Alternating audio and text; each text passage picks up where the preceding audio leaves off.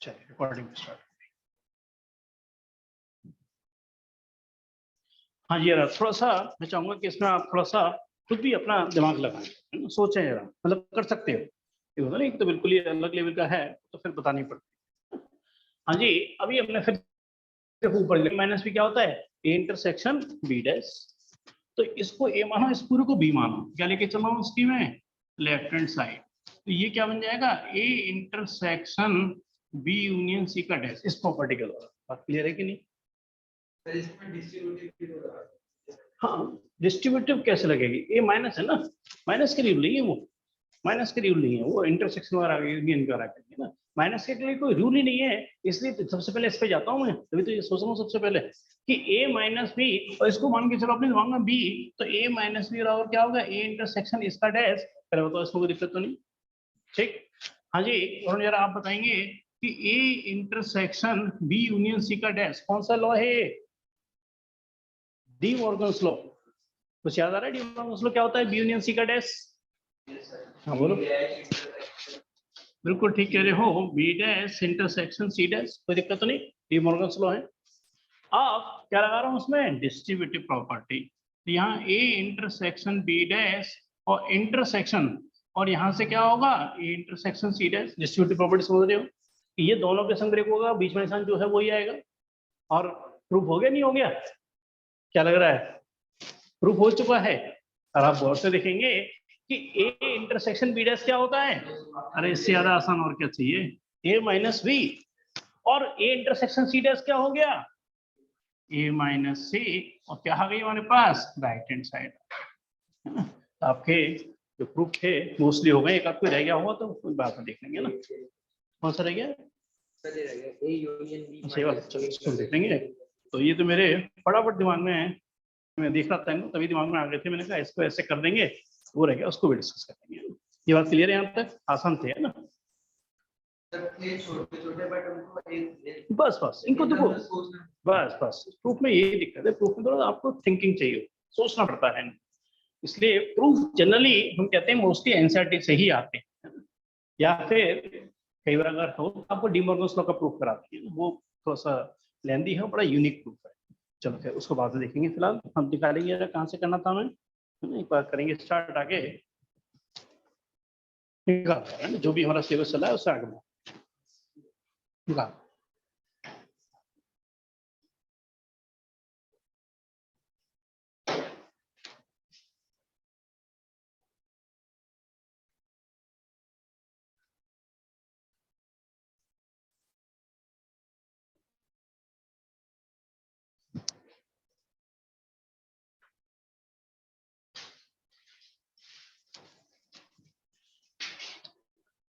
हाँ जी, कौन सा क्वेश्चन से स्टार्ट करना है बताएंगे जरा।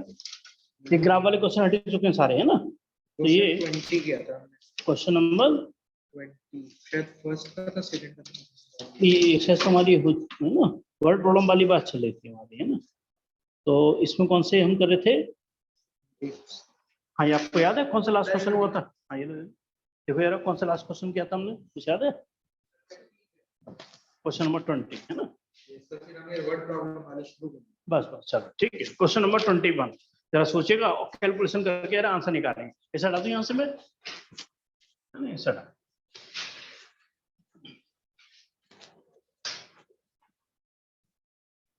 ये जो है आप हम करने वाले हैं बहुत ईजी, है ना, बहुत ईजी, आप आराम से समझ जाओगे। इसमें थोड़ी सी कैलकुलेशन करनी है, करेंगे साथ साथ जरा, है ना।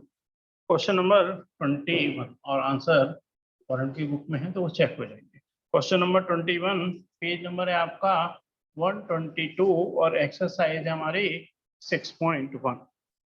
देखिए, रवि ऑब्टेन, क्वेश्चन नंबर 21 को पढ़ रहा हूँ मैं। Ravi obtain 70 marks and 75 marks in first 2 unit test. एक पहला यूनिट टेस्ट हुआ और दूसरा यूनिट टेस्ट हुआ। पहले में उसके आए कितने, 70, और दूसरे में कितने हैं उसके, 75।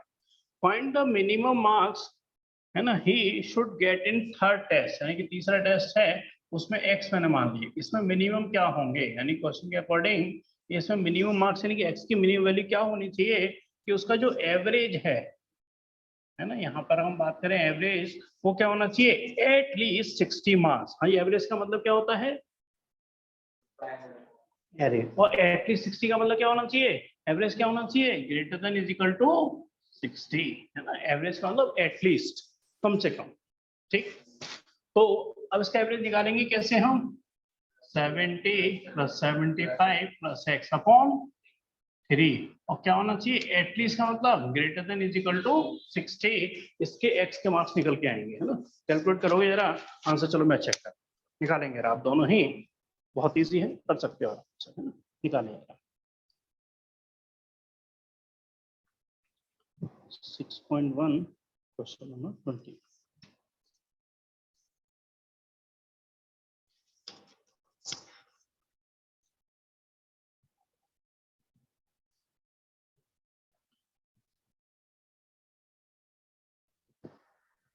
भाई आप कितना कह रहे हो, एक्स की वैल्यू क्या आई है, greater than is equal to, तो x is greater than is equal to 35, तो मिनिमम वैल्यू क्या होनी चाहिए x की, मिनिमम वैल्यू क्या होनी चाहिए इसमें 35। भाई आपका क्या आंसर है,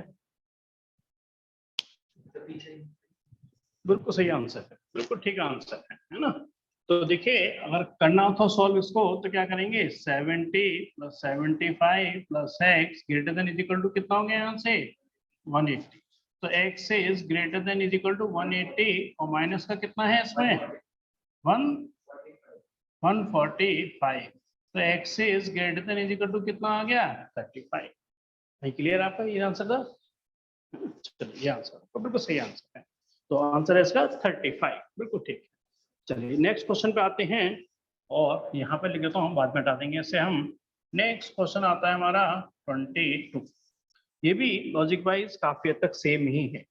to receive grade A in course one must obtain average of 90 marks और मोर, है ना। ए ग्रेड आने के लिए आपको कितना चाहिए, 90 या 90 से ज्यादा, है ना। तो ये हाँ आगे पढ़ लेते हैं, तो greater than is equal to 90 if Sunita marks in first 4 examination, तो एक में कितने हैं 87, फिर कितने हैं 92, फिर 94, फिर 95, यानी कि 4 में दे रखे हैं। Find the minimum marks that Sunita must obtain in 5th examination, उसको हमने x मान लिया, टू गेट ग्रेड ए। तो लॉजिक बहुत क्लियर होगा क्योंकि ऊपर वाले की तरह से ही है, 87 प्लस का 92 प्लस का 94 प्लस 95 प्लस एक्स एवरेज, यानी ग्रेटर देन, यानी कि क्या हो जाएगा डिवाइडेड बाई 5, है ना। और कितना चाहिए ए, यानी कि greater than is equal to 90, है ना। 90 या 90 से ज्यादा होंगे तो हमारा ग्रेड ए आएगा, है ना। तो लॉजिक वाइज क्वेश्चन खत्म है, आपको एक्स की इसमें वैल्यू निकालनी है, बताएंगे यार एक्स की वैल्यू, थोड़ी सी कैलकुलेट करिए, लॉजिक में कोई दिक्कत है डिस्कस करें एक बार।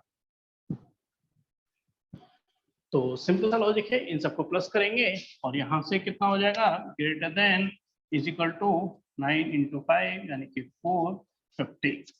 बताएंगे आंसर क्या आ रहा है, इन सबको ऐड करने के बाद x और ये माइनस हो जाएगा ऐड करने के बाद, बस वही हमारा आंसर हो जाएगा। और मिनिमम मार्क्स कह रहे हैं तो उससे हमारे पास मिनिमम वैल्यू x की निकल के आ जाएगी बड़े आसानी से, सेम लॉजिक है। समझ आ रहा है आपकी नहीं, बताओ जरा क्या आंसर आया। हाँ हाँ इसका निकाल, ये तो मैं हटा रहा हूँ, ये तो हटा रहा हूँ, 2 क्वेश्चन एक साथ चला लेते हैं ना जैसे। इसका आंसर आ गया कितना है, अच्छा इसका ठीक, ये बता दो, चलो इसका निकालो पे जरा, है ना। इसका निकालो, लॉजिक तो बहुत इजी है ना। एवरेज कैसे निकालते हैं, सम ऑफ ऑब्जर्वेशंस बटे नंबर ऑफ ऑब्जर्वेशंस। 122 गलत आंसर है, गलत आंसर है, यानी कि इन सबको आपको प्लस करना है, तो प्लस करके क्या हो जाएगा 87, 92, 94 और 95।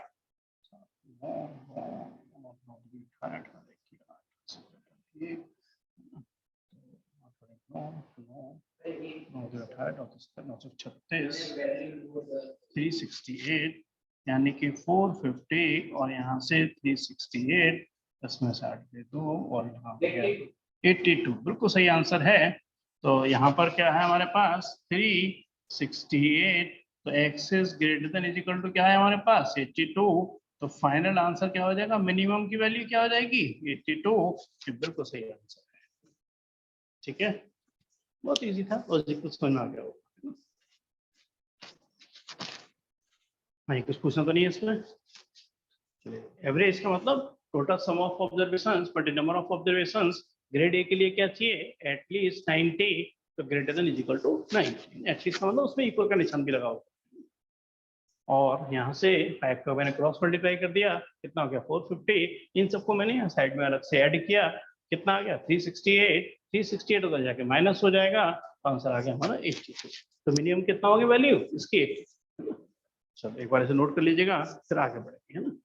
क्वेश्चन नंबर नेक्स्ट है हमारा 23। नेक्स्ट 20। हाँ एक बार लंग्वेज पढ़ेंगे जरा, फिर जरा उसका आंसर देंगे आप, है ना। ये कह रहे हैं find all pair of consecutive odd positive integer. हाँ जी, ऑड का अगर मान के चलो पहले आंसर 3 है तो अगला वाला क्या होगा 5 होगा। 5 के बाद अगर सपोज कराया तो क्या आएगा 7। तो अगर मैंने पहला ऑड इंटीजर अगर सपोज करो x माना, अगर मैंने पहले वाला ऑड इंटीजर क्या होना x होगा, तो नेक्स्ट ऑड इंटीजर क्या होगा हमारे पास x प्लस 2। बात तो क्लियर है ना। नेक्स्ट क्या हो जाएगा हमारे पास x प्लस 2। ठीक है, find all pair of consecutive odd integers both of which are smaller than 10। दोनों ही 10 से कम हैं। तो according to question x is less than 10 and x plus 2 भी क्या होना चाहिए लेस देन 10। हाँ ये बात क्लियर है मेरी। अब जरा इसका सोचना कि x की वैल्यू क्या है लेस देन 10 भी है, एंड x की वैल्यू यहाँ से लेस देन क्या बनेगी, हाँ यहाँ से 2 माइनस हो जाएगा तो क्या हो जाएगा 8। अब इसमें देखो आपको कंक्लूजन निकालना होता है, मतलब निकालना होता है इन तीनों का। x की वैल्यू क्या है 10 से छोटी भी है, एंड x के लिए 8 से भी छोटी है, तो इसका फाइनल कंक्लूजन क्या निकल के आएगा, हाँ बता सकते हो इसका फाइनल कंक्लूजन क्या निकल के आएगा। x की वैल्यू 10 से छोटी भी है और 8 से छोटी भी है, तो इसका फाइनल कंक्लूजन क्या निकलेगा। हाँ अगर 8 से छोटी है तो 10 से छोटी होगी ही होगी। अरे 10 से छोटी होने पर जरूरी नहीं है कि 8 से छोटी हो, तो इससे कंक्लूजन क्या निकल के आ गया x इज लेस देन 8। तो पहले तो एक कंक्लूजन ये निकल के आया। ठीक, चलो आप आगे बढ़ेंगे, इस क्वेश्चन को कंटिन्यू करते हैं। नेक्स्ट में कह रहे हैं कि such that there sum is more than 11। इनका जो सम है वो मोर देन 11 है। फिर अकॉर्डिंग टू क्वेश्चन क्या आ गया x और x प्लस 2, और जो सम है वो क्या है यहाँ पर मोर देन 11। यहाँ से कितना हो गया 2x, हाँ जी कितना हो गया 11 माइनस 2 यानी कि 9। तो x इज ग्रेटर देन कितना हो गया 9/2। तो x इज ग्रेटर देन कितना हो गया 4.5। ये दूसरा कंक्लूजन निकल के आ गया। बात क्लियर है मेरी यहाँ तक नहीं, कि there sum is more than 11। तो x और x प्लस 2 का सम क्या है मोर देन 11। 11 माइनस 2 कितना हो गया 9। 9/2 कितना हो गया 4.5। बात आ रही है ऑड इंटीजर की। हम बता सकते हैं कि x की पहली वैल्यू क्या होगी हमारे पास 5। तो दूसरा आंसर क्या बनेगा x प्लस 2 वाला पेयर बनाने हैं 7। फिर x की वैल्यू क्या ले सकते हैं 5 के बाद, क्या ले सकते बोले x की वैल्यू 5 के बाद क्या लेंगे हम 7। 7 के संग पेयर क्या बनेगा 7, चलो पहले इसको फिर डिस्कस करते हैं ना। पहले ये बात तो क्लियर है कि x के लिए 4.5 से छोटी है तो पहले इंटीजर 5 ही आएगा, ऑर्डर में 5 ही आएगा। 5 के संग अगला वाला क्या है x प्लस 2, तो 5,7 एक पेयर बन गया। अब 5 के बाद अगला पेयर बनने की कोशिश करते हैं। 5 के बाद अगली वैल्यू क्या होती है x की 7। तो और अगला नंबर क्या है उसका x प्लस 2 पेयर बना रहे हैं, तो 7 के संग क्या आएगा 9 आएगा। हाँ जी वरुण आप बता सकते हो क्या फिर 9,11 ये आंसर भी सही है या नहीं। हाँ है ना, हाँ कि x की वैल्यू क्या होनी चाहिए 8 से छोटी होनी चाहिए। x की वैल्यू 8 से छोटी होनी चाहिए। पहला नंबर क्या है x, दूसरा वाला क्या है x प्लस 2। तो पहला नंबर जो है ना इनमें x वो 8 से क्या होना चाहिए छोटा होना चाहिए, वो 8 से क्या हो गया बड़ा हो गया। ये वाला पेयर एग्जिस्ट नहीं करेगा। केवल इसमें दो पेयर ही एग्जिस्ट करेंगे 5,7 और 7,9। थर्ड पेयर नहीं आ सकता। क्योंकि x की वैल्यू क्या चाहिए हमें 8 से छोटी ही होनी चाहिए और 4.5 से बड़ी होनी चाहिए। तो 4.5 से बड़ी क्या हो गई हमारे पास 5, पेयर क्या बन गया 7 और फिर क्या हो गया 7 तो क्या हो गया 9। अब पेयर बनाने का कोशिश करी हमने 9,11, अरे 9 तो वो 8 से क्या हो गया बड़ा हो गया, इसलिए वो पेयर एग्जिस्ट नहीं करेगा। बात क्लियर है मेरी? आपको समझ आ रहा है पर नहीं है ना? चलिए क्लियर आपको? करते हैं फिर आगे नेक्स्ट क्वेश्चन, क्वेश्चन नंबर 24। हाँ जी देखिए काफी हद तक लॉजिक सेम है। हाँ जी इवन में क्या होता है, अगर पहला नंबर हम सपोज करो 4 ले रहे हैं तो अगला वाला क्या आएगा 6। तो अगर मैंने पहले वाले को x ले लिया इवन के कैटेगरी में है ना, मैं यहाँ लेके चला हूँ 24, इस बार इवन है ध्यान रखना। और पहला नंबर अगर x ले लिया तो कॉन्जिक्यूटिव इवन नंबर अगला वाला कौन सा होगा, बिल्कुल ठीक है ना x + 2। और अगर मैं इवन का वर्ड हटा देता कॉन्जिक्यूटिव इंटीजर कहता तो क्या लेते हैं आंसर। हाँ थोड़ा मैं क्वेश्चन को चेंज कर रहा हूँ, मैं कह रहा हूँ कॉन्जिक्यूटिव इंटीजर और एक x है और कॉन्जिक्यूटिव, हाँ फिर आंसर क्या होता x + 1, 2 के बाद 3 आएगा फिर है ना। इवन और ऑड के केस में गैप 2 का हो जाता है ना, इसलिए x + 2 लेके चलते हैं अगला वाला है ना। अब इस हाँ इसको नोट कर लो, चल पर नोट कर लो फिर तभी आगे बढ़ेंगे। वैसे तो फिर क्लास रिकॉर्डिंग में भी है तो देख सकते हो आप।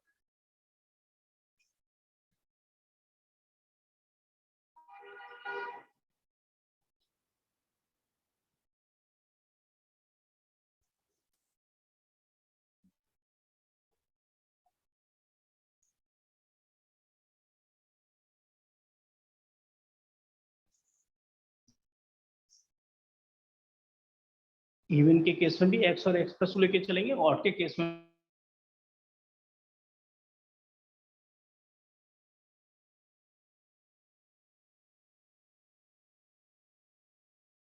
के बाद 4 तो एक एक का गैप चलता है। चलिए पढ़ते हैं question number 24। Find all pair of consecutive even, ध्यान रखना इवन है x और x + 2 लेके चल रहे हैं, बोथ ऑफ विच दोनों ही लार्जर देन 5 हैं। तो according to question x is greater than 5 और x + 2 भी क्या है greater than 5, x is greater than 5 and यहाँ पे क्या आएगा x इज ग्रेटर देन, यहाँ क्या लिखने वाला हूं मैं, हाँ x इज ग्रेटर देन क्या होगा यहाँ पर 3। अब इनमें कंक्लूजन निकालो इन दोनों से, फाइनली कंक्लूजन निकालो कि x की वैल्यू 5 से भी बड़ी है और एंड x की वैल्यू 3 से भी बड़ी है, तो कौन सा स्टेटमेंट सही आएगा इसमें, बिल्कुल ठीक है, अगर 5 से बड़ा है तो 3 से बड़ा होगा ही होगा, 3 से बड़ा होने पर 5 से बड़ा जरूर नहीं है कि हो, तो x इज ग्रेटर देन 5, एक मेन कंक्लूजन हमारा इससे ये निकल के आ गया है ना। अब हम आगे बढ़ते हैं, ये कह रहे हैं both of which are larger than 5 and there sum is less than 23। Sum यानी कि x प्लस का x + 2 और लेस देन कितना है 23। अब मेरा बुक पढ़ने का काम खत्म हो गया, क्वेश्चन पढ़ने का काम, अब इसको केवल सॉल्व करेंगे। हाँ ये x + x कितना हो गया यहाँ पर 2x, लेस देन 23 - 2 कितना हो गया 21, तो x इज लेस देन कितना हो गया 21/2। हाँ जी x इज लेस देन, बताइए क्या लिखेंगे इसे हम 10.5 है ना, तो x की वैल्यू लेस देन कितनी हो गई यहाँ पर 10.5। और देखो मैंने ब्रैकेट में 2 कॉन्क्लूजन लिख दिए हैं, इसी से आंसर निकलने वाले हैं। और पेयर क्या है x और x + 2। हाँ जी जरा पेयर आप बनाना शुरू करेंगे, पहला का आंसर क्या लिखूंगे यहाँ पर, तो इवन है ध्यान रखना। हाँ बताइए पहला आंसर क्या लिखेंगे 6 है ना, क्योंकि इवन है, क्या होगा 6 कॉमा, वेरी गुड 6, 8, फिर पहले तो 8 लिखेंगे 8, 10 और फिर उसके बाद और कोई नहीं बनेगा, क्यों नहीं बनेगा ये बताओ जरा, क्योंकि x की वैल्यू तो 5 से बड़ी है मगर यहाँ से 10.5 छोटी है ना, तो x की वैल्यू 10 और यहाँ 12, क्यों खत्म हो गया, बिल्कुल ये आंसर आएगा, क्यों खत्म कर दिया। अब बात सोचो कि जो पहला वाला क्या x की वैल्यू क्या है 5 से बड़ी, तो 6 और 8 लिए, फिर ये x है ये x + 2 ध्यान रखना, तो x की वैल्यू क्या ली हमने 8 ली तो 10 आ गया। अब ये कह रहे हैं 10.5 से छोटी है तो क्या 10 बिलोंग करेगा नहीं करेगा इसमें x की वैल्यू में, x की वैल्यू में 10 तो आएगा ना, भाई 10.5 से छोटी है, 10 से छोटी थोड़ी है, तो 10 और 12 भी आएंगे। इस बार क्या करेंगे, 3 पेयर एग्जिस्ट करेंगे और बात क्लियर है मेरी। अब देखो कंडीशन देखो कि दोनों ही नंबर क्या होना चाहिए थे हमारे पास, 5 से बड़े होने चाहिए। तो देखो सारे नंबर 5 से बड़े हैं और इनका जो सम है वो 23 से छोटा होना चाहिए था। इसका भी सम 23 से छोटा है, इसका भी सम 23 से छोटा है और इसका सम भी कितना है 22, 23 से तो वो भी छोटा है। यानी कि 3 पेयर सारी कंडीशन को सेटिस्फाई करते हैं। और 10.5 छोटा होने की वजह से x की वैल्यू, पहला नंबर x होता है तो वो 10,12 बिलोंग करेगा। हाँ क्लियर है मेरी बात ये। चलो ये भी हो गया आपका, वैसे आप नोट करेंगे। पानी पी लेते स्कूल से आते हो क्या अभी बिल्कुल भी क्या?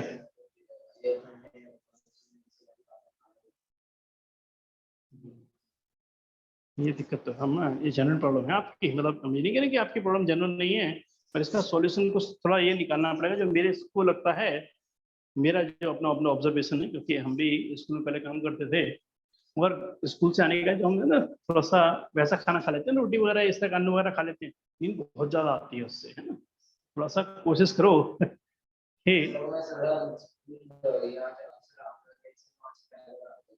कहाँ से, अच्छा अच्छा,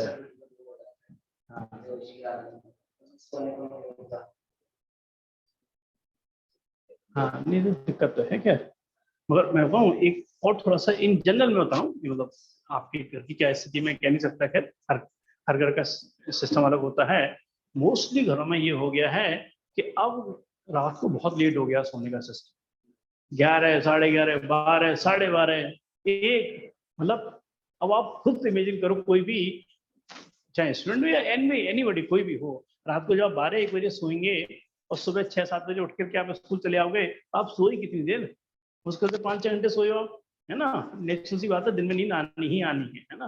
तो थोड़ा सा कोशिश करो कि रूटीन जो है ना वो उसको सही करो।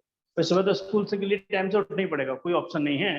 तो कोशिश ये करनी होगी भाई मैक्सिमम से मैक्सिमम 10:30-11 बजे तक सो जाओ आप, तो नींद पूरी हो जाएगी, नहीं तो नींद पूरी नहीं होगी ना तो दिक्कत आएगी आएगी। सॉल्यूशन मतलब जो समस्या है उसी के बीच में ही निकालना पड़ेगा। बस 1-2 क्वेश्चन और बचे हैं।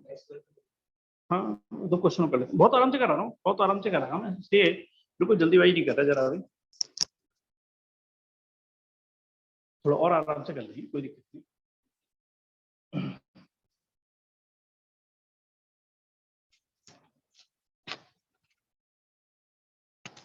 नेक्स्ट क्वेश्चन ले रहे हैं हम 25, थोड़ा स्पीड कम रखते हैं जिससे समझ में आ जाए और आपके संग डिस्कस करके करेंगे, थोड़ा सा एक्टिव हो गए तो आ जाएगा समझ।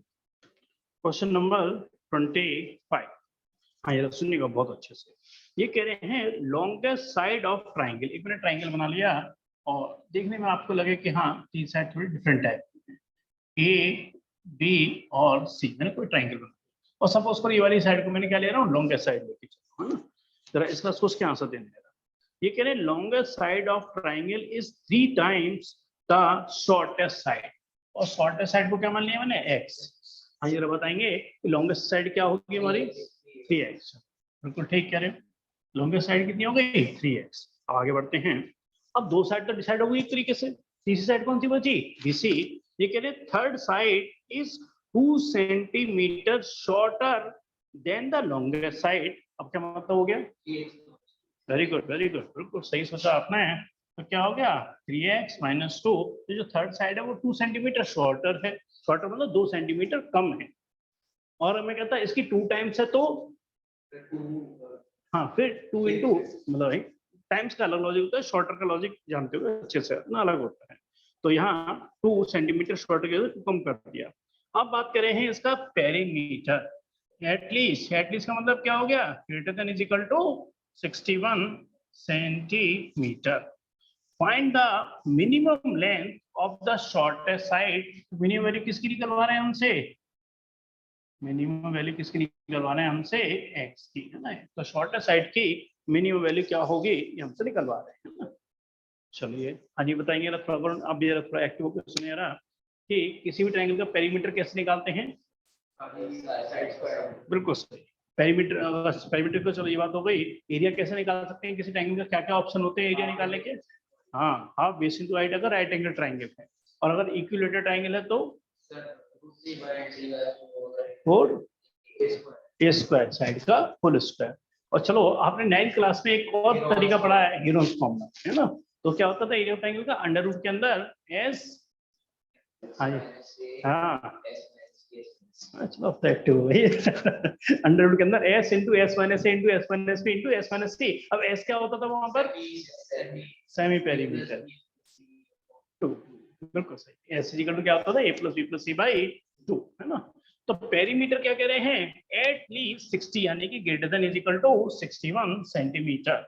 पेरीमीटर कैसे निकालेंगे? तीनों साइड का सम यानी कि x प्लस का 3x प्लस का 3x माइनस 2 और greater than is equal to 61, और इससे x की क्या निकल के आएगी? Minimum value. तो यहाँ से कितना हो गया? 3 और 3 6 और 1 7 यानी कि 7x, और 2 इधर चला गया तो 61 प्लस 2 यानी कितना हो गया? 63। तो x is greater than equal to क्या हो गया? 9। सो मिनिमम वैल्यू क्या हो गई x की? 9। चलिए एक बार मैंने इनका पेन लगा रखा है अपने इनके आंसर में, तो एक बार और क्रॉस चेक हो जाए तो बिल्कुल सही आंसर होगा 9 सेंटीमीटर। परफेक्ट आंसर है, सारे आंसर सही आने वाले हैं ना। तो ये आंसर क्या हो गया? मिनिमम वैल्यू ऑफ इसकी 9 सेंटीमीटर। क्लियर है? चलिए पढ़ते हैं एक क्वेश्चन और, इसी के साथ ही ये एक्सरसाइज हमारी कंप्लीट होती है। 2 एक्सरसाइज आगे की अब नहीं करनी है, और उसके बाद करेंगे हम, हाँ उसके बाद करेंगे सिर्फ मिसलेनियस, है ना? तो कोशिश करेंगे कि नेक्स्ट क्लास में आपका ये चैप्टर खत्म ही हो जाए, है ना? बड़ा इजी, इसमें कोई बहुत दिक्कत नहीं आएगी आपको समझने में। 2-3 क्वेश्चन है जो थोड़े से समझाने पड़ते हैं अच्छे से, बाकी तो मोस्टली पार्ट आप खुद भी अपने आप कर सकते हैं, कोई दिक्कत नहीं, इजी। देखो ना, आपको जो भी आपको चाहिए, जैसे मैंने आज मैसेज भी डाला है आपके लिए, अगर देखोगे आपको मेरे को मैसेज करना है ना? फिर वो आ जाएगा। जैसे कल मानवीय ने 2-3 चीजें मंगाई है मेरे से, है ना? कल उनकी क्लास में उनको हैंड ओवर कर दूंगा, है ना? आप जो भी कहोगे, क्योंकि इसमें सभी कुछ नहीं आ सकता, जरूरी चीजें ही रखता हूँ मैं, तो जो भी आप कहोगे वो चीज फिर आ जाएगी आपके पास।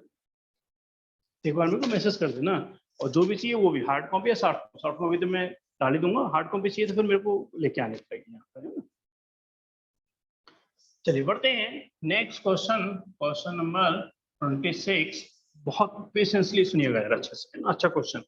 ये कह रहे हैं a man wants to cut 3 lengths from a single piece of board. एक सिंगल पीस ऑफ बोर्ड है यहाँ से यहाँ तक का, और ये बोर्ड कितना हमारे पास? 91 सेंटीमीटर का है ना? और कितने पीस में काटना चाहता है वो? इसको 3 पार्ट में डिवाइड करना चाहता है। 1 2 3 पार्ट में सक्सेसफुली डिवाइड करके, है ना? अब इसमें कह रहे हैं कि the second length is to be 3 shortest, और शॉर्टेस्ट को मैंने x मान लिया, है ना? अब जरा आप बताएंगे जरा सोच के कि second length is to be 3 centimetre longer than the shortest, क्या होगा? बिल्कुल सही, बिल्कुल ठीक, बिल्कुल सही कहा आपने। तो x प्लस 3, क्योंकि 3 सेंटीमीटर लॉन्गर है। चलिए फिर और आगे बताना है। Third length is to be twice as long as the shortest,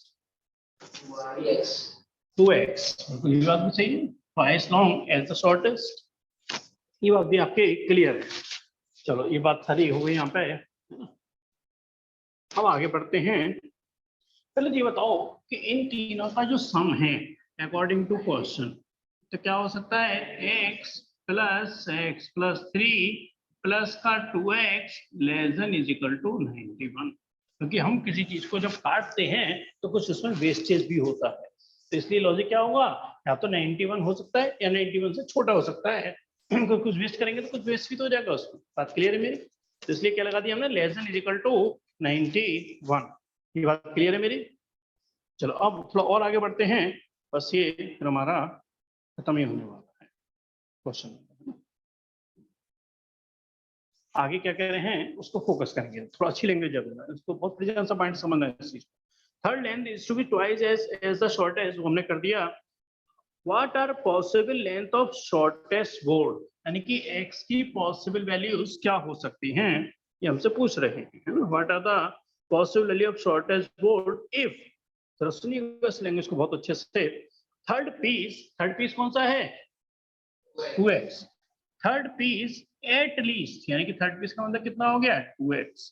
at least मतलब कम से कम 5 centimetre longer than the second.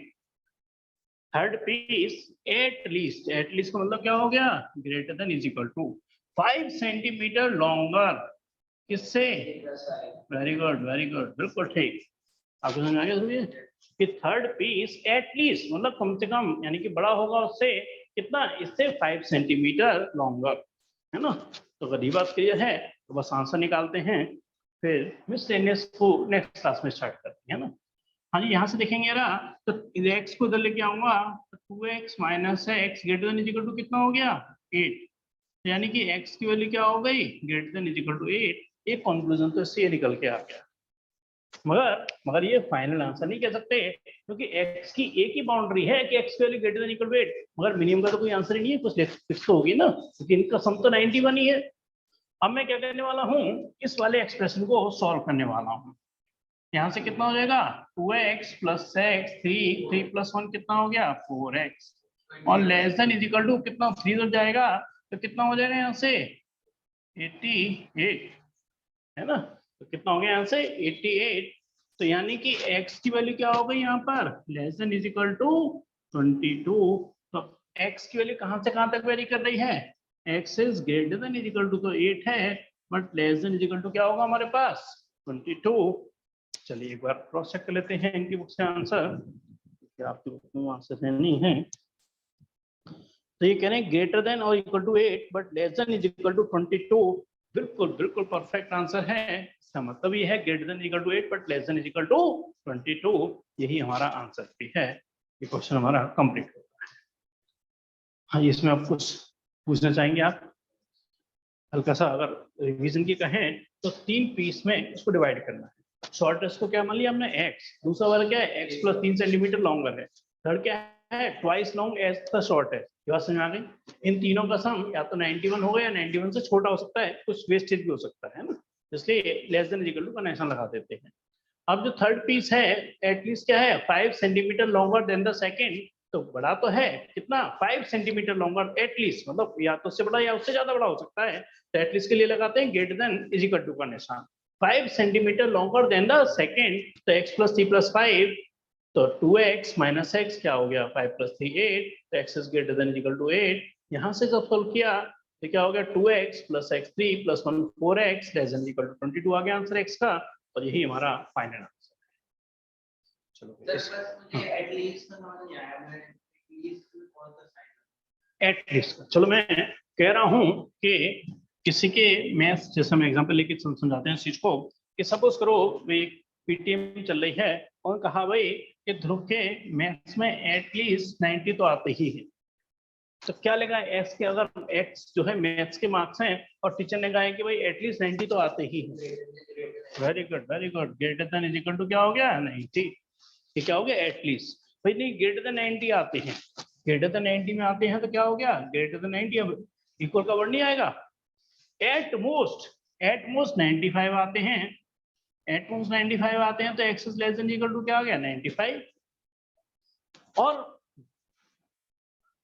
Less than 95 आते हैं यानी क्या हो गया एक तरीके से एक्स इज लेस देन 95, या फिर कह दिया इन बिटवीन 90 एंड 95 यानी क्या हो गया x is greater then 90 but less then 95। In between में बाउंड्री इन्वॉल्व नहीं होती है, तो एटलीस्ट का मतलब या तो वो वैल्यू या उससे ज्यादा वैल्यू। यहाँ पर कह रहे हैं कि यहाँ पर क्या कह रहे हैं एटलीस्ट, मतलब ये जो थर्ड पीस है वो इससे 5 सेंटीमीटर या 5 सेंटीमीटर से बड़ा है, एटलीस्ट 5 सेंटीमीटर लॉन्गर। तो इसमें क्या करेंगे 5 जोड़ेंगे और ग्रेटर देन इक्वल टू निशान लगा देंगे, क्योंकि या तो इससे बड़ा होगा या उसके इक्वल भी हो सकता है, क्योंकि एटलीस्ट का वर्ड इस्तेमाल होगा। सही समझ में आइए आ जाओ, बस एंड ही हो रही है, ठीक है। चलिए क्लास को मैं फिर यहीं पर ही एंड करता हूँ, रिकॉर्डिंग के हिसाब से इनकी रिकॉर्डिंग स्टार्ट हो जाएंगे फिर। चलिए रिवाइज करिएगा घर पे आके, है ना, कोई भी दिक्कत है डिस्कस कर लेना, और नेक्स्ट